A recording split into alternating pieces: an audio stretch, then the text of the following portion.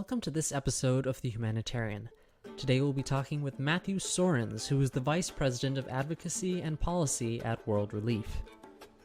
An alumni of Wheaton College, Matthew interned in Nicaragua in 2005, going on to work as Department of Justice accredited counselor, and then taking on the role of U.S. Director of Church Mobilization and Advocacy. Since then, he has written 2 books, Welcoming the Stranger and Inalienable. Today, he works as an adjunct faculty member of the Wheaton College Humanitarian and Disaster Leadership Program, and as national coordinator for the Evangelical Immigration Table. Okay, that was a lot, but I think we've established that Matthew knows the subject of aid and humanitarian work quite well. Today, we'll be talking about the role of USAID historically, the recent freezes on foreign aid, and the effect those freezes have had on World Relief as well as other nonprofits.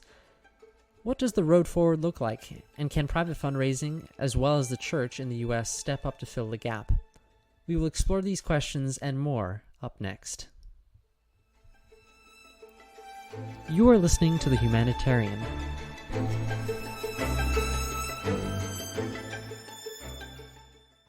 So first of all, I'd love to know, how did you come to work at World Relief, and what is some of the work you are doing in your position as Vice President of Advocacy and Policy? Yeah, my start with World Relief was actually as a Wheaton student. So I did the hunger program at Wheaton and was basically assigned to World Relief Nicaragua. And so I spent 6 months with World Relief Nicaragua as my senior year at Wheaton, the summer before my senior year and the first semester. And at that time, World Relief Nicaragua operations were focused on kind of a microfinance program with a focus on rural agriculture, which was an amazing experience. And then I came back to Wheaton and had 1 semester left, but actually had finished most of my graduation requirements, so I had just a few credits to finish. And I started working full-time at World Relief Chicagoland. At the time, we called it World Relief DuPage in 2006. So this was a long time ago, but I've been at World Relief on staff now this is my 20th year. In a variety of roles, mostly focused on the U.S. side of our work, which is focused on refugee resettlement and immigration services. But I've also had a lot of affection for the work that we do internationally as well. And in my current role, I lead all of our work around advocacy and public policy, whether that impacts the work we do in the United States with refugees or the work that we do internationally in a number of countries, which often also intersects with issues of displacement, but sometimes global public health issues and a number of other humanitarian issues in certain parts of Africa, in Haiti, in Cambodia, and in Ukraine. So It sounds impressive to lead our whole team, but our team is 4 people focused on advocacy and public policy. So it's a small team, but then we have a lot of support from both of our international and our U.S. programs. And and that also includes public relations, so responding to media inquiries and that sort of thing as well. So to begin, I would love to know, to just define the term, what is foreign aid and what are some of its goals? With the whole USAID freeze, I think that it's become so front and center on everyone's mind. Yeah, well, I think it's probably a long-standing misconception. I remember this being a misconception when I was doing advocacy as a Wheaton student 20 plus years ago around HIV/AIDS funding, that the U.S. government spends a large share of its budget on helping other countries. And the reality is that's really never been true. It's usually been 1% or less of the U.S. budget is focused on foreign assistance. And that actually includes a number of categories. I mean, that can include things like foreign military assistance or, a number of other dynamics. But the work that World Relief does is really work focused on caring for people who are in need, whether that's in a humanitarian crisis, a situation like Sudan right now, which is facing a civil war, or Ukraine, which is also facing a war, or the Democratic Republic of Congo. These are situations, unfortunately, of incredible fragility, and that is layered on top of conflict, on top of public health situations, which are often very, very difficult. I should say most of World Relief's work internationally actually doesn't have U.S. governmental funding. We're operating right now directly in 11 countries beyond the United States, and not including some partnerships we have with churches or ministries in some other contexts. But of those 11 countries, we only have USAID funding, or have only recently had USAID funding in 4 of those 11 contexts: in Sudan, South Sudan, Haiti, and the Democratic Republic of Congo. But I would also say that even in the other contexts where we work, where we may not be getting USAID funding, our programs are impacted by the cuts to USAID funding, precisely because public health infrastructure in some of those countries, in countries like Kenya or Malawi or Rwanda, are really struggling because other organizations are not receiving USAID funds that provide literally life-sustaining support to people facing a variety of health issues, economic support, economic development support that keeps economies growing, even beyond World Relief's work. I was on vacation in Guatemala last week, and you see USAID stickers even as soon as you land in the airport in Guatemala. There's just a lot of developing countries that have benefited from and rely upon USAID assistance. But I do think it's really important to underscore it's not just help it's not charitable, though from a Christian perspective, my primary motivations might be motivated by Christian compassion and by the belief that these people are made in the image of God just as much as you or I. But from the U.S. government's perspective, this is also strategic. It is building goodwill towards the United States of America at a time when America's adversaries are jockeying for power and for influence. It's preventing the spread of diseases that are contagious diseases, that if you don't catch them before they break into an outbreak, a pandemic, can reach the United States as well. And of course, it is preserving human life that, from a Christian perspective, and I think most Americans would agree with, is precious, that we ought to be preserving.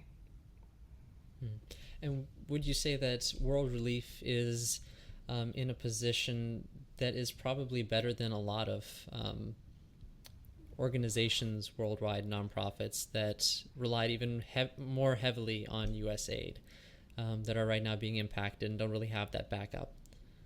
Yeah, I think our perspective at World Relief, we've always, for as long as we've received governmental funding, and that actually for us goes back to the 1960s. So this is not, it's not a Biden thing or a recent thing. We've always seen public funds as an opportunity to expand the work that we would be doing anyway with the support of local churches and individuals. And something like the work that we do in South Sudan is an example of that. We work in close partnership with churches on the ground to care for people in an internally displaced person camp in Bentu. We can serve people on a much larger scale because USAID basically saw the good work that we were doing and said, could you expand that work if we gave you some additional funds? And we could. And we operate in one of what is basically the only healthcare provider in the largest internally displaced person camp in South Sudan, with services as important as treatments for children under the age of 5 facing malnutrition, maternal health and delivery services, so women who need to deliver a baby. They're really important programs, and we've been able to sustain some of what we had going on because of the incredible support of local churches, of individuals. I should say this is what's happening with our USAID funding is happening at the same time as we've lost State Department funds for our refugee resettlement work in the U.S., so it sort of hits us on both sides of our work, both in the U.S. and internationally. But we've very quickly, when we were given stop work orders from both the State Department and USAID on January 24th or 25th, we put out a call to our church partners, to individuals, and we're just straightforward about this is the challenge we face. These are the programs that we'll need to shut down if we don't very quickly raise a pretty significant amount of money. And I'm really grateful and have been really just incredibly moved by the ways churches and individuals have stepped up. We've raised well over $8 million in the last few weeks. Now, that's not as much as we've lost in governmental funding, so we still have had to furlough a large number of staff. We've had to make some really difficult cuts, and our programs are not operating at 100%, especially in places like Sudan, South Sudan, Haiti, and the DRC.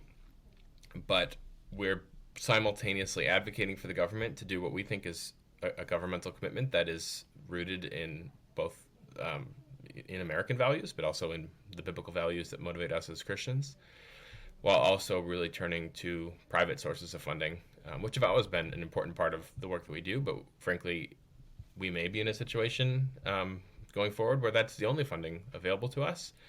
And we'll continue to exist. We'll continue to live out our mission of boldly engaging the world's greatest crises in partnership with the church. But of course, the scale of that intervention will be less. And I think, frankly, the U.S. interest will be diminished if that would be the case.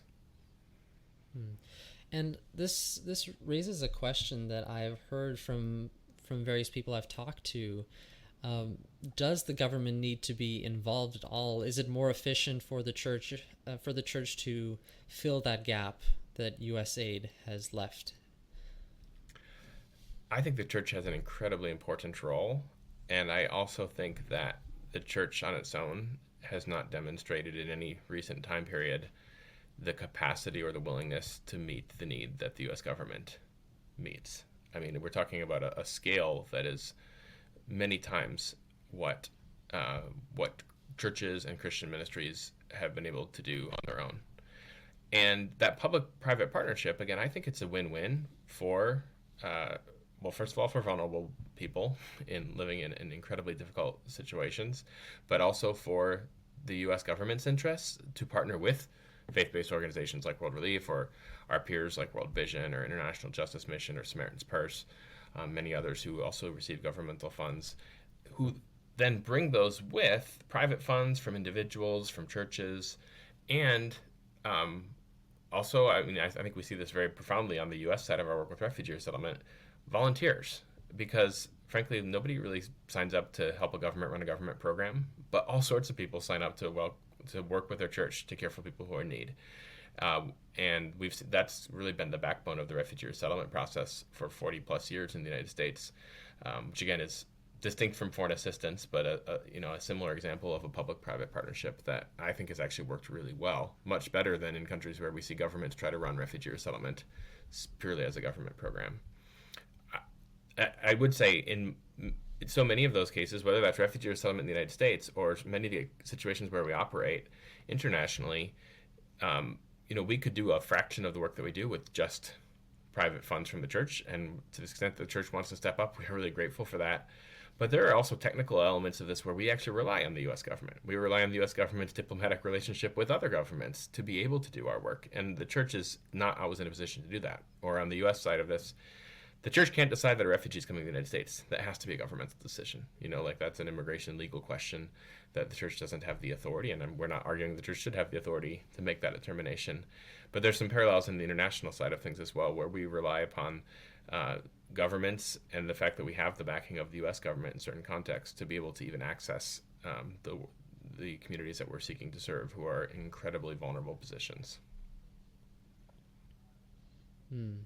And what does it mean that now all these funds are now being put under the State Department? What are you seeing that meaning for World Relief and nonprofits in the future? Yeah, I guess I don't have a super strong opinion on whether these funds should come from USAID or from the State Department. I probably have personal opinions on that, but I think that's sort of not the fight that we want to have. What's most important from our perspective is the U.S. committed to caring for vulnerable people in ways that are in its own interests? And we absolutely believe that it is in the interest of the United States. We do believe it makes the United States stronger and safer to have foreign assistance. And I should say, I don't think that every USAID grant that's ever been issued was prudent or wise. And I think it's both appropriate and prudent for the Trump administration, like every other administration that comes in, to assess USAID funding and say, is this grant actually advancing the purposes that we want it to advance? Is this how we should be spending U.S. taxpayer funds? Which, again, a very small fraction of U.S. taxpayer funds, but taxpayer funds to be sure. And I think that they would likely find certain grants that I would want them to cut. I don't think I would want them to cut the grants that World Relief has received, or that many of other faith-based organizations have received, that are really focused on life-saving humanitarian assistance and other really vital initiatives that I think do meet U.S. interests.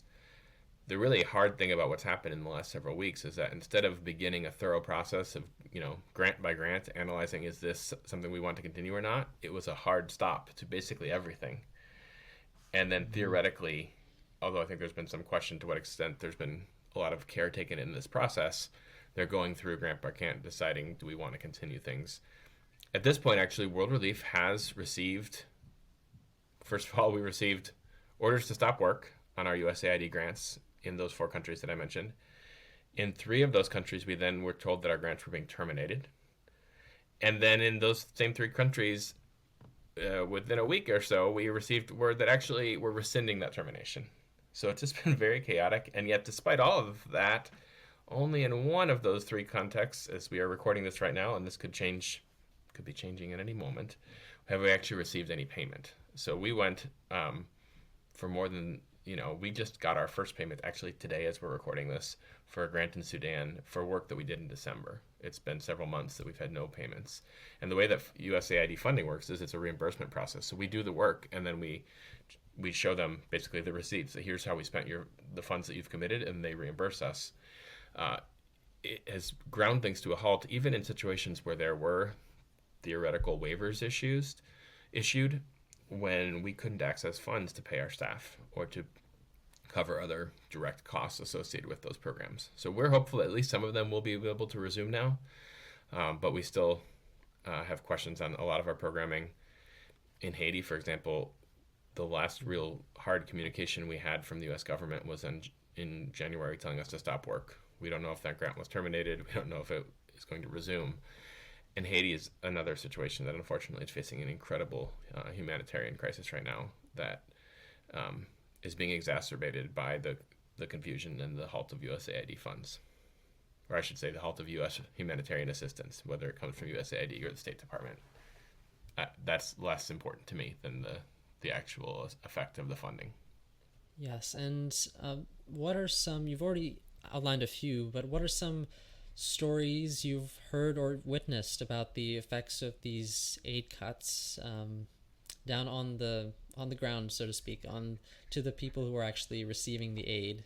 And what is the effect on world relief programs specifically? Yeah, I mean, the one that keeps me up at night is malnutrition assistance for children under the age of 5 in South Sudan. I mean, we could point to so many. This is the incredible hardship. It literally keeps me up at night is when some funds come through from churches or individuals, and we are so thankful for that. My colleagues running our international programs have to make really hard decisions of which of these programs do we keep open with, given that we've lost governmental funds, or we think we've lost them, or maybe they have told us they'll be resuming, but we don't actually have cash flowing, so we can't restart things.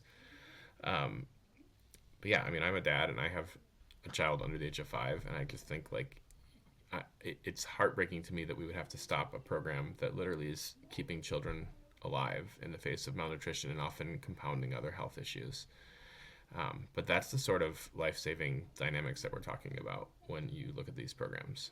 And beyond World Relief actually doesn't presently have any funding associated with PEPFAR, the President's Emergency Plan for AIDS Relief. We have in years past. But you have antiretroviral medications that literally keep people alive and give them relatively normal lives.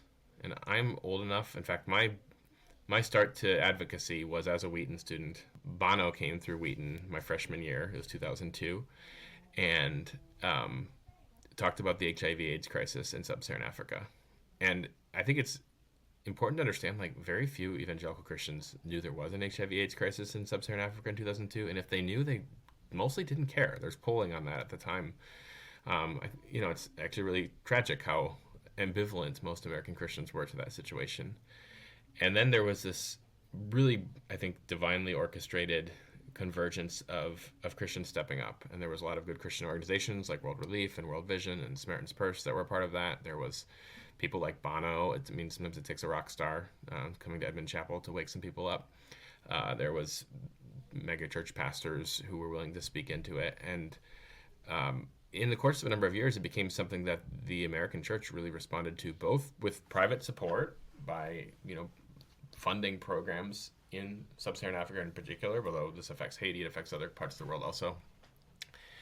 And also providing the political support for President George W. Bush, who's the president who that President's Emergency Plan is named for, to move forward with what at the time was a really innovative, relatively large intervention to address a global health crisis. Now, relatively large compared to what the U.S. had done to address HIV/AIDS previously, it still never pushed us above that 1% of U.S. governmental U.S. budget addressing foreign assistance. It's still a very small share of what the U.S. does.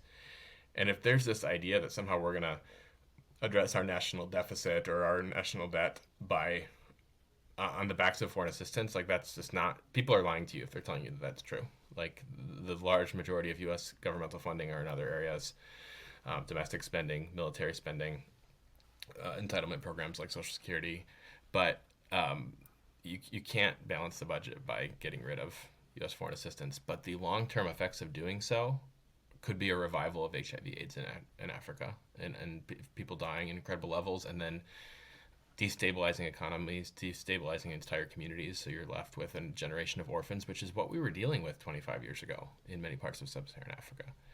And I think your generation probably doesn't, of course, you don't remember that personally, but it's incredibly important that we respond in ways that are not only for us at World Relief rooted in our faith, rooted in what we believe Jesus would have us to do, but also in ways that I think are ultimately very much in the interest of the United States. Matthew will be right back. But I would like to take a moment to thank you for listening this far. If you're finding this episode insightful, please consider subscribing and sharing what you have heard with others. Your voice is what makes all this possible, so please spread the word. And now, back to Matthew. And how many World Relief programs that you've had to close down? I know you mentioned hard decisions that staff at World Relief had to make regarding this. Do you have an estimate of how many programs you've had to close or at least pause for the time being? We've had to pause programming in all four of those countries that I mentioned, the Democratic Republic of Congo, South Sudan, and Haiti. And not pause programming fully, but we haven't closed our operations there, but we have had to furlough staff and have had to reduce what we're able to do. Some of that we hope will be restarting, but some of it's very much in limbo. And even some of the grants that we had that were terminated and then rescinded, there's only 2 weeks left on that grant, perhaps, and we haven't had any information on renewal, which usually we would. Most of the time, if these are fairly short-term grants. This is from the USAID's Bureau of Humanitarian Assistance. They tend to make sort of shorter-term grants because they're responding to timely humanitarian crises, and then they reassess. And unfortunately, the humanitarian crisis is still there, which in each of those four countries, there's no evidence that those situations have gotten any better in the last several months. And unfortunately, between South Sudan and the DRC, really all four, you could argue that the situations have deteriorated just in the last several weeks in terms of security and humanitarian situation. And when we saw the new administration, we were anticipating things that might happen as a result of that. What would you say you thought would happen, and how did the reality surprise you? Yeah, I would say for World Relief, because we have kind of two different areas where we interact with the U.S. government, we work with the U.S. State Department and some other parts of the federal government in terms of refugee resettlement in the United States, and then we work with primarily USAID internationally in certain contexts. Our experience with the first Trump administration from 2017 to 2021 was that the Trump administration really dramatically reduced refugee resettlement, and we fully anticipated that that would happen again. The president said during the campaign he would suspend refugee admissions on day one, and he did so. And the refugee resettlement program is currently suspended. And that impacts one of sort of the flagship programs that World Relief has operated in the United States since the 1970s. We still have our office up in Carroll Stream. We're still in various other parts of the United States, still serving the refugees who've already been resettled and other immigrants as well, and with needs for volunteers and donations. And so I don't want people to hear that's like shut down, but the actual newly arriving refugee process is, for the moment, shut down. The other side of the work with USAID and with international programs, frankly, because of our experience with the first Trump administration, I don't think we anticipated anything like what we have actually experienced in the last few weeks. The first Trump administration had, I think, an excellent administrator in charge of USAID, who actually, I think, really valued faith-based organizations. There was what was called the New Partnership Initiative that was begun under the first Trump administration that we thought was a really smart program that said, let's do more with sometimes smaller or medium-sized organizations, not just with the largest organizations. And World Relief isn't actually huge compared to our peers at World Vision or Samaritan's Purse or Compassion International. Um, we're not a small organization, but we're also not, one of the largest. So we benefited from that program. We had a public health program that was in 4 countries, I believe, that we were really proud of, and it was a partnership with USAID. We were hoping for similar partnerships with USAID, and I should say we still hope for similar partnerships with USAID now in the second Trump administration. Unfortunately, and I don't remember this being a campaign promise, honestly. Like, of course, there's this sort of general rhetoric of America first. I would argue that our USAID programs actually are very much in America's interest. So they are prioritizing the well-being of the American people along with those outside. But we didn't necessarily have the president coming in and saying, we're going to end 80% of USAID contracts in the first several weeks of the administration. I think that was a little bit, it was certainly not something that we were prepared for. And even on the U.S. side of our work, we were prepared for resettlement to shut down on or shortly after January 20th, which is exactly what happened. We weren't prepared for the State Department to tell us that they were actually not going to reimburse us for the cost that they had committed to, which the biggest cost of which is rent payments for refugees who'd already been resettled prior to January 20th. And that left World Relief with about 4,000 people for whom we had taken responsibility to cover rent and some other basic costs for their first 90 days, some of whom had only been in the country for a week or two. And we have, by the grace of God and with the support of an incredible outpouring from local churches and individuals, we're pretty sure that we've covered everybody's rent for those first 90 days at this point. We've raised about $8.5 million between both the U.S. and international to fill that gap. But, of course, that's still a fraction of the need, both on the U.S. side and internationally. Wow, and I'd love to know, how have the cuts affected your work domestically? I know you work with refugee resettlement, as you mentioned, and how does it feel to watch it happen here and abroad? Yeah, I mean, it's been a really hard 6 weeks, 7 weeks maybe. And again, some of that we anticipated on the U.S. side of our work. Like, we thought we would have to suspend close out our initial refugee resettlement program, which is really heartbreaking. I mean, it meant some of our caseworkers visiting refugees who've already been resettled and telling them that even though your brother had a flight booked for February to also join you as being resettled as a refugee. And just to be clear, refugees are people who have been found by the U.S. government to have fled well-founded fear of persecution, including for reasons like their Christian faith or their service to the U.S. military in Afghanistan, put them at risk under the Taliban. And those individuals were supposed to arrive, like, we had flight scheduled, and unfortunately they were not able to arrive, and we don't know if they will at any point. So it's on a human level, it's really disheartening. It's also really just heartbreaking to lose really good staff. I mean, we had to furlough a number of our staff across our U.S. office network, along with some, of course, internationally in some cases as well. We've also been able to sustain a lot of staff. In fact, we've been able to bring back some staff who were temporarily furloughed. We didn't know when we furloughed them if we'd be able to bring them back, but because of the private giving, because of churches and individuals stepping up, we have been able to bring some back. And I do want to be really clear, World Relief isn't going anywhere. Like, we're going to continue our mission of boldly engaging the world's greatest crises in partnership with the church, both in places like Chicagoland and around the United States and then around the world. But the precise footprint and the programming that we're able to do and the size of our staff has already been affected and will continue to be affected. And that's probably been one of the most heartbreaking dynamics. And I think it's also just heartbreaking because my experience with American Christians, and, I've been an American Christian almost my entire life. And I went to Wheaton, and I'm part of a local church, of course, still now. And most Christians, I think, to the extent that they understand what refugee resettlement is, to the extent that they understand what foreign assistance is, are incredibly supportive and want our government to be involved in those things. There's also a lot of confusion and a lot of misinformation. If you were under the impression that foreign assistance was 25% of the U.S. budget, you might think that was excessive. And a lot of Americans are under that impression.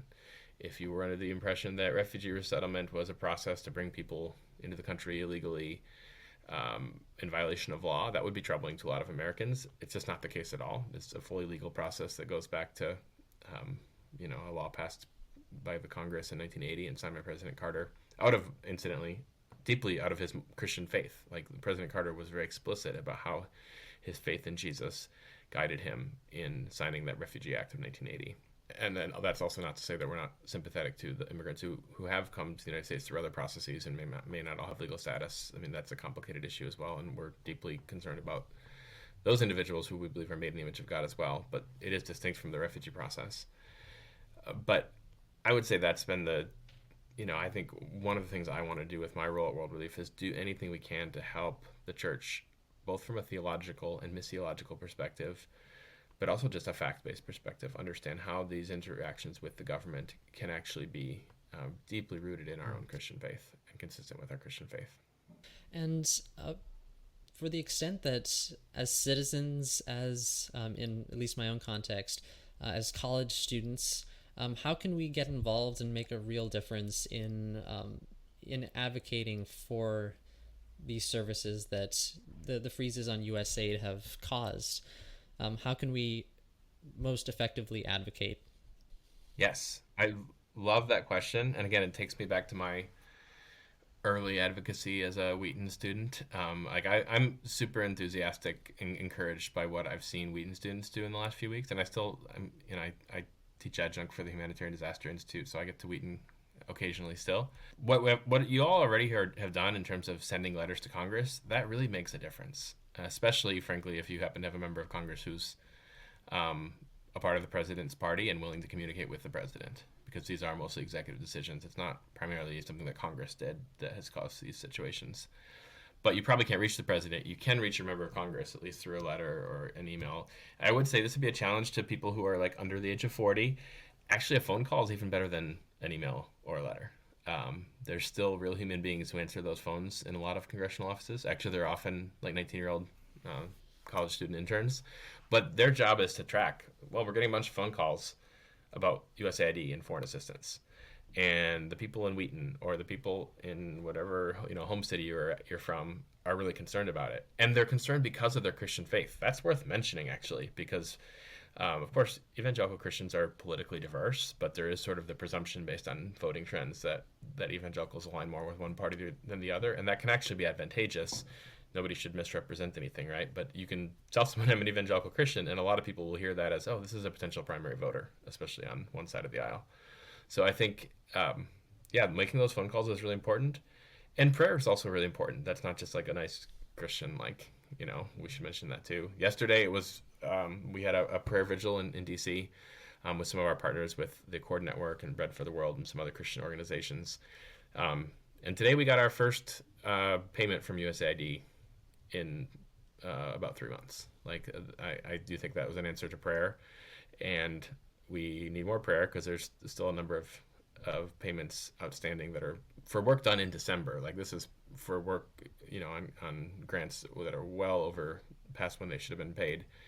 But I think being really faithful in prayer is also really, really important. And then giving as well. I mean, even as college students, I know it feels like when you're a college student that you don't have any money most of the time. But, I started financially supporting Christian organizations that I still support as a college student, $20 a month or $25 a month. And that was a sacrifice for me as an undergrad, but I sort of figured I could skip going to the stoop a few times and put something into another, help be a part of something. And over time, that makes a huge difference as well. We have a program at World Relief called The Path. That is our monthly sustaining giving program.